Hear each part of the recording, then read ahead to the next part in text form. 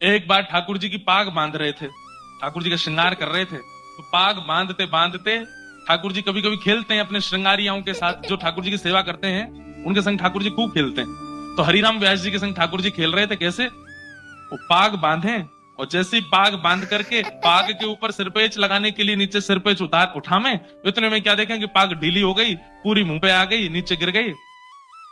एक बार, दो बार, तीन बार, चार बार, 6-7 बार जब पाग बांध दी और बार बार खुलने लगी, तो हरिराम व्यास जी बोले ये पाग पहननी नहीं है, शायद इनको दूसरी लाता हूं। दूसरी पहनाई तो वो भी उतार दी।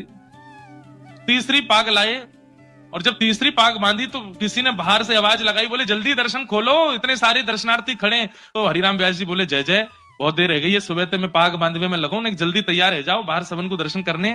पाग बांधी, ठाकुर जी ने अब की बार भी पाग उतार दी। तो इतना गुस्सा आया हरिराम व्यास जी को, वो उधरी हुई पाग ही छोड़ दी मुंह पे, बोले ऐसे खड़े रहो, अब ऐसे दर्शन दे दूंगा सबको। अरे सुबह से इतने लाड़ प्यार में आ गए हो, इतने ज्यादा जो है बिगड़ते जा रहे हो, इतने भाव से हम सेवा करते हैं और आपको बिल्कुल चैन नहीं पड़ता है, एक पाग नहीं बंधवा रहे हो, खड़े रहो ऐसे ही, नहीं बांधनी अब पाग, और ऐसे ही दर्शन करा दूंगा सबको। अपने पुत्र को बोल गए, भोग आदि पधरा करके दर्शन खोल देना, मैं जा रहा हूं। बोले पिताजी गुस्सा क्यों? बोले ये ऐसे ही काम है यहाँ के, छलिया के पूरे दिन यहाँ की सेवा करते रहे, एक पाग ना बंधवा रहो, गुस्सा करें। बाहर जाकर के हरिराम व्यास जी चुपचाप बैठ गए। थोड़ी देर बाद भोग प्रसाद होने के बाद जैसे ही पर्दा खुले, आहा, लोग बाग जय जयकार करने लगे, मनोहर झांकी, मधुर झांकी, आहा, आज ठाकुर जी कितने सुंदर लग रहे हैं, आज ठाकुर जी कितने प्यारे लग रहे हैं। तो हरिराम व्यास जी बोले ये लोग मुझ पे व्यंग कस रहे हैं, ये लोग जरूर मेरे ऊपर व्यंग कस रहे हैं, टेढ़ी मेढ़ी पाग है, पाग पूरी खुल गई है, तो मुझ पे व्यंग मार रहे हैं कि देखो आज कितने बढ़िया ठाकुर जी सजे। कोई दर्शनार्थी बाहर आया रोता रोता, बोले व्यास जी आज की झांकी तो नेत्रों से जा ही नहीं रही है। बोले सच बता? बोले और नहीं।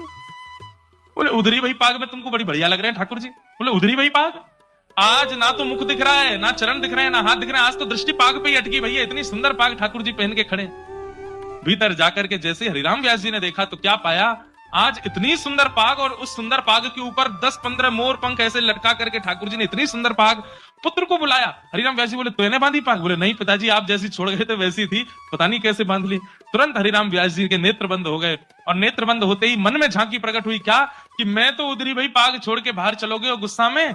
तब प्रिया जी, तब किशोरी जी आई और किशोरी जी ने आकर के देखी है ऐसे बुरे बाबड़े से बन के खड़े हो ठाकुर जी, पाग क्यों नहीं बांधी? बोले आज मोए आपके हाथन से बदवावे को मनो, या हमारे हरिराम व्यास को परेशान कर रहे हो, अब आप आए गई हो, अब आप ही बांधो।